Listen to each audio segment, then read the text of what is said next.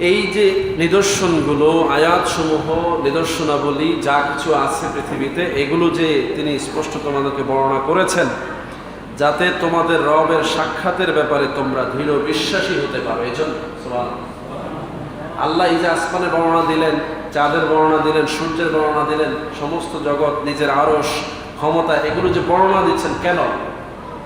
এই জন্য যাতে করে আমরা আল্লাহর সাথে সাক্ষাতের ব্যাপারে দৃঢ় বিশ্বাসী হতে পারি। আল্লাহ এটা শর্ত দিয়েছেন যে রসুলকে যারা আদর্শ হিসেবে মানবে তারা বিশ্বাস করবে যে আল্লাহ, তারা ফিরে যাবে আল্লাহর কাছে। কার কাছে? এরা আল্লাহর কাছে ফিরে যাওয়া মানে আল্লাহর সাথে সাক্ষাৎ হওয়া। তো এই সাক্ষাতের বিষয়টা যদি আপনার মনের মধ্যে দৃঢ় বিশ্বাস না হয়, তাহলে আপনি তো মনে করবেন যে মরার পরেই সব শেষ। অথচ আল্লাহ বলছেন যে না, তোমাকে আমার সাক্ষাতে আসতেই হবে।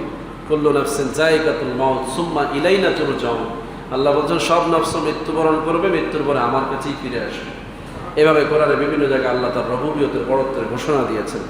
সম্মানিত হাজিরিন, আল্লাহ রাব্বুল আলামিন বলছেন আল্লাহুল্লাযী খালাকাস সামাওয়াতি ওয়াল আরদি ওয়া আনজালা মিনাস সামাই মাআন ফাখরাজা বিহি মিনাস সামারাতি রিজকাল লাকুম ওয়া সাখখারা লাকুমুল ফুলকা লিতাজরি ফিল বাহরি বিআমরিহি ওয়া সাখখারা লাকুমুল আনহার। কোরআনের মধ্যে সূরা ইব্রাহিমের 32 নম্বর আয়াতে এভাবে কোরআনের প্রায় 35-36টা আয়াত আছে যেখানে আল্লাহ নিজের সম্পর্কে বলেছেন। সুবহানাল্লাহ। অল্প সময় এগুলো বলা সম্ভব না। যেই কয়টা আমি বললাম আপনাদের এগুলো মুখস্থ আয়াত, কিন্তু অর্থ যদি আমরা বুঝতাম তাহলে জানতাম যে আসলে আল্লাহর কাছে ছাড়া কারো কাছে ভান্ডা দেওয়ার কোনো সুযোগ নাই। এই জন্য সবসময় আল্লাহকে স্মরণ করতে হবে। আল্লাহ বলছেন আল্লাহ যিনি আসমান জমিন সমূহ সৃষ্টি করেছেন, আসমান থেকে বৃষ্টি বর্ষণ করেন, ফলে এই বৃষ্টি দ্বারা ফল ফলাদি তোমাদের জন্য রিজিক উৎপাদন হয় বলি সুবহানাল্লাহ। এবং তিনি নৌযানকে তোমাদের জন্য নিয়োজিত করেছেন। এই যে নৌকা, জাহাজ, যত বড় বড় শিপ, আল্লাহ বলছেন এগুলো আমি তোমাদের জন্য নিয়োজিত করেছি যাতে তার আদেশে সমুদ্রে তা চলাচল করে। এগুলো আল্লাহর আদেশে চলে। ওই যে আমরা লোহা দিয়ে বানাইছি এই জন্য ভাষায় বিষয়টা এরকম না, আল্লাহর হুকুমে চলে। আল্লাহ রাব্বুল আলামিন বলছেন নদী সমূহকে আমি তোমাদের জন্য নিয়োজিত করেছি। আপনি ভাবতেছেন নদী এমনি এমনি সৃষ্টি হয়ে গেছে, না, এগুলো আল্লাহ আপনার জন্য আমার জন্য বানিয়েছেন। সুবহানাল্লাহ।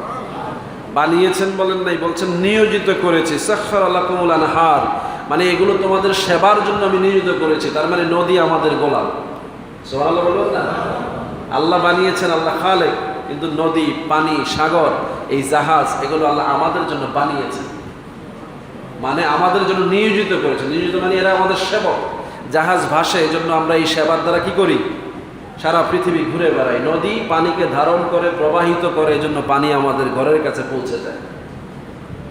আল্লাহ রাব্বুল আলামিন বলছেন এই সব কিছুর মালিক একমাত্র আমি, এগুলো আমার নিয়ন্ত্রণে বলি সুবহানাল্লাহ।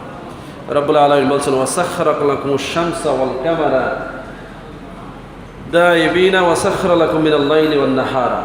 সূর্য এবং চাঁদকে তোমাদের জন্য আমি নিয়োজিত করেছি। নিয়োজিত, সাখখারা শব্দটা হচ্ছে অধীনস্থ করে দিয়েছি। একটা হচ্ছে আমি বানিয়েছি, একটা তোমাদের জন্য নিয়োজিত করেছি। তার মানে সূর্য আমাদেরকে তাপ দিবে, এটা আল্লাহর হুকুম আমাদেরকে দেওয়ার জন্য। রাত্রেবেলা চাঁদ আমাদেরকে আলো দিবে, এটা আল্লাহর হুকুম আমাদের জন্য। কার জন্য? এরা আমাদের সেবক, আমাদের জন্য এদেরকে নিয়োজিত করেছে আল্লাহ রাব্বুল আলামিন বলছেন। এবং বলছেন যে তোমাদেরকে রাত্রি এবং দিন এই দুইটাকেও আমি তোমাদের জন্য নিয়োজিত করেছি।